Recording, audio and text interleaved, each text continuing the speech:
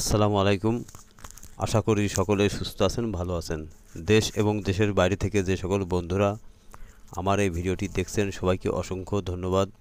Viewers, আজ আমি নতুন একটি বাড়ির ভিডিও নিয়ে চলে এসেছি।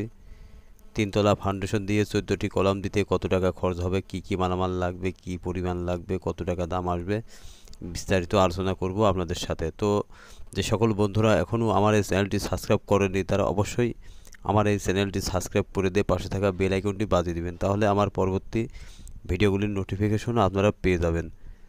আর আমার এই ভিডিওটি যদি আপনাদের ভালো লাগে তাহলে অবশ্যই আমার ভিডিওতে লাইক দিতে ভুলবেন না। আর যদি আপনাদের কোনো মতামত থাকে তাহলে অবশ্যই ভিডিওতে কমেন্ট করে জানাবেন। তো ভিউয়ার্স, আমি এখন তিনতলা ফাউন্ডেশন দিয়ে 14টি কলাম দিতে কত টাকা খরচ হবে, কি পরিমাণ মালামাল লেগেছে, কত টাকা খরচ হয়েছে, বিস্তারিত আলোচনা করব আপনাদের সাথে। তো আপনারা ভিডিওটি না টেনে দেখতে থাকুন। রড লেগেছে 2300 কেজি, দাম 2,20,000 টাকা। খোয়া লেগেছে 700 সিএফটি, দাম 72,000 টাকা। বালি লেগেছে 500 সিএফটি, দাম 20,000 টাকা।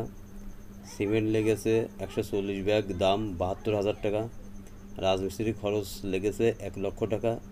সর্বমোট 4,80,000 টাকার ভিতরে এই পর্যন্ত কাজ সম্পন্ন হয়েছে। তো আপনারা যদি তিনতলা ফাউন্ডেশন দিয়ে এমনভাবে কাজ করেন তাহলে আপনাদের 4,80,000 বা 5 লক্ষের ভিতরে তিনতলা ফাউন্ডেশন দিয়ে 14টি কলাম দিতে পারবেন। তো আপনারা বুঝতে পেরেছেন যে কত টাকার ভিতরে কাজটি হয়েছে। তো আমি এখানে বাড়িয়ে কমিয়ে কিছু বলিনি।